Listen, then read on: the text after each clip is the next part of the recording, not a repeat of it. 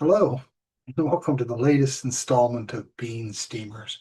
We'd like to welcome Harold the baby Bigfoot back there over my right shoulder, as well as Sammy the stuffed hippopotamus over my left shoulder. They kind of keep an eye on things that are going on in here for me. Well, as promised last week, we're going to talk about two mishaps that I've had in the last half a century or so. And one of them's pretty funny, and one of them's not too funny. However, I'd like to relate these stories to you. Now, the first one happened my freshman year in college. When I got out of high school, I didn't want to go to college. I really never liked school very much. You know, I just wasn't a good student. Somebody told me once that, well, you weren't challenged by the curriculum. And it wasn't a case of not being challenged by the curriculum. I think it was a case of I didn't see the relevance of the curriculum. A few years ago, I was down in Tennessee and I was at one of these t-shirt shops. And, they had the funny t-shirts that, had a pointy hand on it and it said underneath it, I'm with stupid, things like that. And they had one there. I should have bought it, but I didn't buy it. I should have bought it. But it said, it's been 50 years and I still haven't used algebra. And that's kind of the way I felt about school. I really didn't see the relevance of anything. And when I got out of high school, I went to a private high school away from home. When I got out of high school, I thought, I'm free. I don't have to worry about this anymore.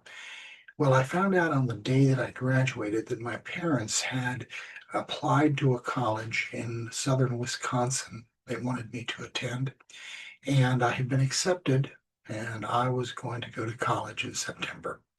Didn't want to go, but why not? See what it's like. Who knows what's going to happen? So I went. Didn't enjoy it very much. I enjoyed meeting the people that I met. I still think very fondly of some of the friends that I had back in those days. I think of them often.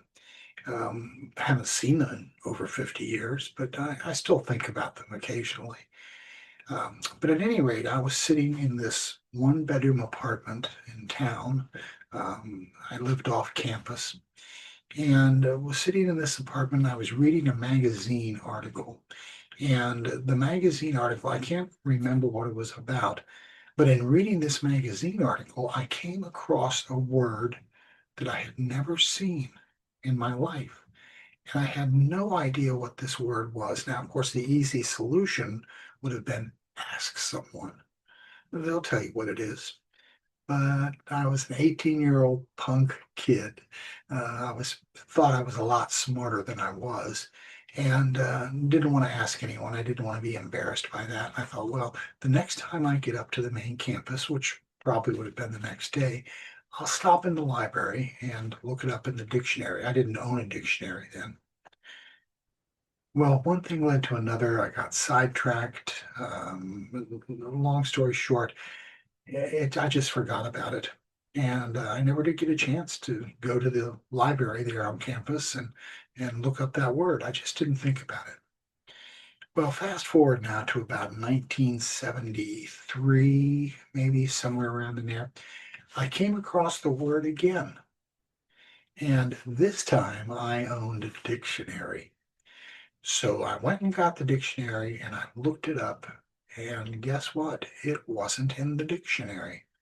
So I thought, well, this is really strange. Now, today it's probably in the dictionary because the dictionary has all kinds of little abbreviated words and slang terms and things like that. But this, remember, was in the early 1970s and it just wasn't in the dictionary. Well, I was a young guy back then. I had a growing family. I was busy working, trying to make ends meet. Everything seemed to be a struggle. Long story short, I put it out of my mind again. Now, fast forward a few more years to maybe 1978, something like that. I was reading a magazine. It was called TV Guide. You've got to be born in the 50s or the 60s to remember TV Guide. because we only had four TV stations back then. And what this did was take everything that was on at every time in the week and give a little synopsis of the show that you were going to watch. And I was reading the synopsis of the show, and the show was Columbo. I don't know if you remember that show or even heard of that show. Starred Peter Falk. He was a bumbling detective, or he came off as a bumbling detective. At the beginning of each show, you always knew who the murderer was, and then you'd see Peter Falk stumble his way through the crime and eventually find out the killer and have the killer arrested. Nailed him cold every time. Now, if you saw one episode of Columbo, you saw them all. The only constant in every episode was Columbo. The faces changed, the names changed of the characters, but it was the same plot. Every show. You've seen one, you've seen them all. Well, I came across this word again in a synopsis of Columbo. And I looked at it a little bit differently. Do you remember that old FedEx commercial a couple of years ago where this punk kid goes up to the counter at FedEx and he wants to send a package to Phonix? Do you remember that? Well, I looked upon this word a little bit differently. Now, I know what you're saying. You're saying, for crying out loud, what was the word? Well, the word was a WAD unit. And it just didn't make any sense to me. But that day, I looked at it a little bit differently and it clicked because in the synopsis of Columbo, it said it was an intense, mystifying WAD unit. And it hit me that the word was whodunit. So here I'd gone the better part of a decade wondering what this word was, and I was just pronouncing it wrong. I had taken whodunit and saw it as WAD unit. So you're probably thinking, well, you were kind of kind of a dumb kid back when you were 18 years old, that this is the way you saw this, and you're full of pride. You didn't want to ask anybody to help, and so you just put up with it for the better part of a decade till you found out that WAD unit was in fact who done it. So I didn't learn too much in that decade, I guess. Now I'm not so prideful. I would have asked someone immediately, what am I seeing wrong about this? Well, now let's fast forward basically a half a century to just last week. Now, I spend a lot of time online looking for this and looking for that, always trying to find a deal with something, whether it be a guitar or some accessory for the guitar. I'm a big fan of DeWalt tools. I have a lot of DeWalt tools. Seeing what's on sale, seeing if there's anything new that I need, and of course there always is. Um, but I was looking online, and one of the advertisements that came up, I was watching a video. One of the advertisements that came up was this advertisement for this little Velcro foam thing that wrapped around your ankle. And it had a heat element to it, and it had a massage thing, and it was supposed to help with neuropathy. Another thing that it was supposed to help with was swollen ankles or feet, of which I have. Not so bad anymore, but which I had. And I thought, yeah, I'm going to get these things. They were like about $80 for two of them. I'm just going to go out. I'm going to get them. Why not? Why not? And uh, I don't want to say the name of the company, which probably wouldn't hurt, I guess, but maybe I will later on today before I close out this video. But at any rate, I finally decided, you know what, I need these things. And I went ahead and I ordered them. And I put in on the order form for two, and I put in my name and address and credit card information, things like that. And went ahead and I got to the point that I was pressing the button on their order now or complete your order or something like that. I hit that button, and friends, I'm not kidding you. Within 5 seconds, I had a text on my phone from my bank warning me of a fraud alert. And I went, oh no, what have I done here? So I answered the text and I said, well, yeah, I did buy this item at this company. I ordered it. What's the problem? And they said, well, we've had a lot of different fraud complaints from this company. And I went, okay, you know what? I don't need them that bad. I'm going to get a hold of these people and I'm going to cancel the order. So I went on back online and there was a little thing, they sent me a congratulatory email, saying, thank you for purchasing this item, blah, blah, blah, blah. And it had an email or an email link down there. If you have problems with your order, contact our customer service desk. So I hit the email and I texted to him and I said, I want to cancel my order. I don't feel comfortable with this. I shouldn't have bought them. Please just cancel my order. Didn't hear anything that day, didn't hear anything the next day. And the third day, I got an email from this company saying, we've shipped your order. Now, what I should have done at the beginning, before I even ordered these things, was I should have gone on Google and I should have put this company's name in and put reviews after to see how many people had responded to this particular product. I'm not kidding you. I'm not exaggerating here.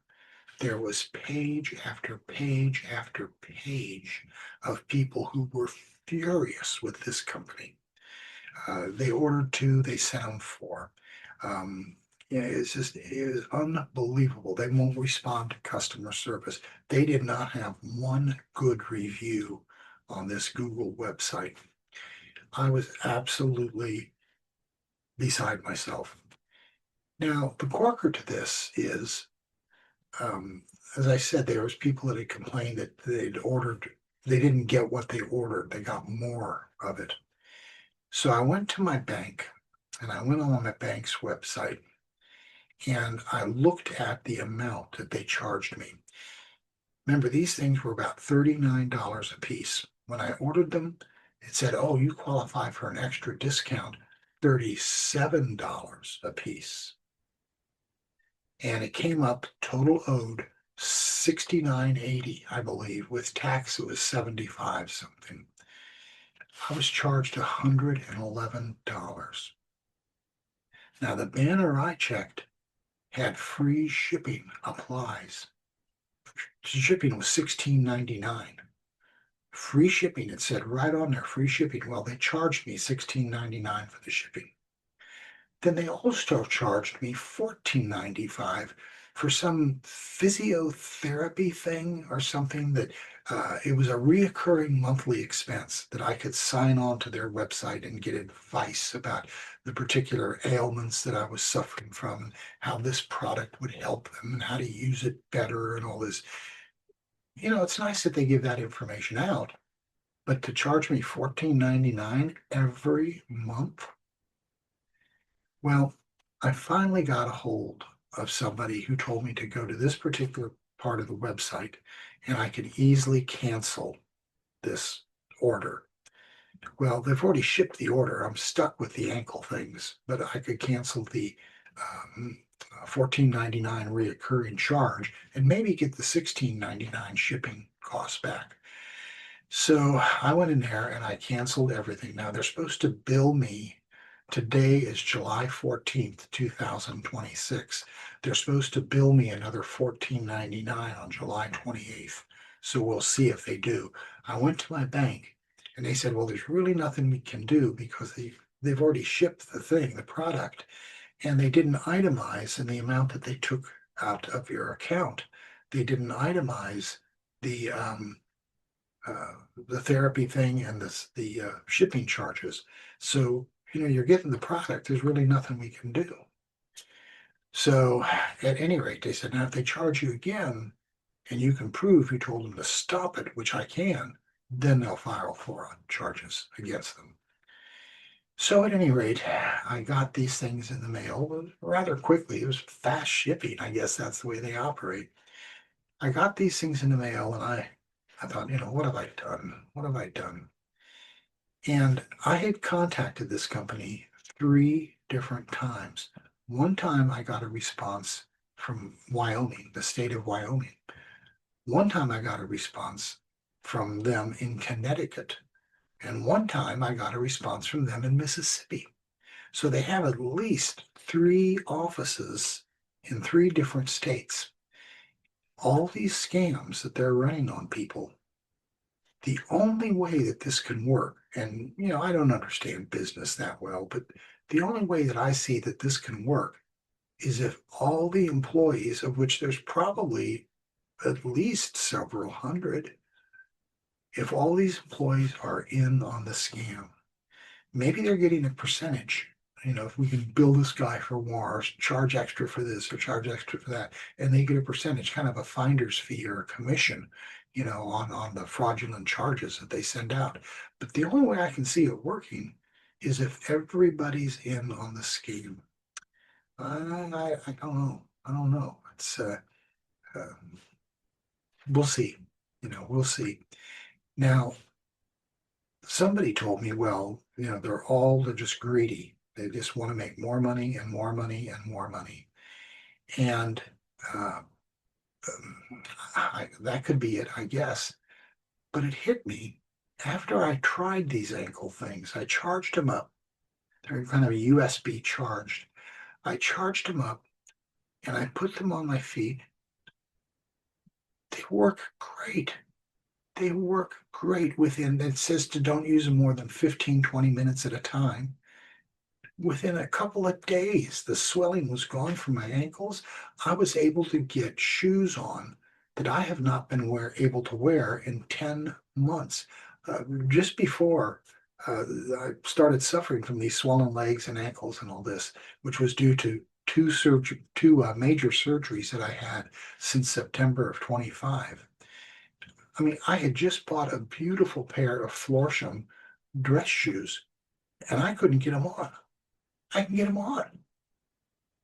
It was just a matter of days and I could get them on. And I thought, you have a good product here. I think, and I've always been an honesty is the best policy type of guy.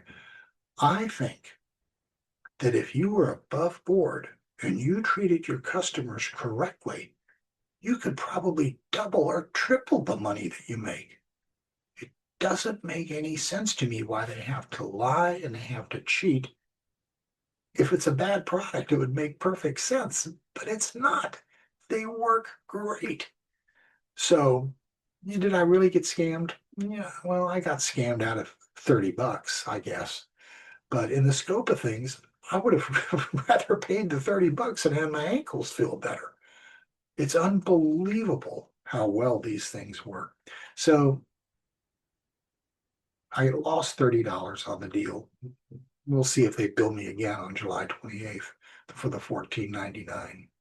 So uh, what I'd like you to do is if you have a particular item that you've been scammed over, and everybody falls victim to these scams. Whoop, it's the other way. I'm looking at this reverse. Let's see.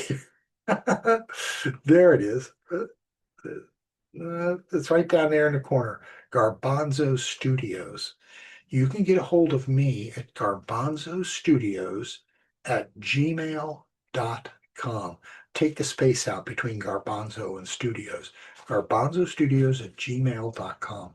I love to hear from you and tell me about the experience that you had because these scammers are pretty good.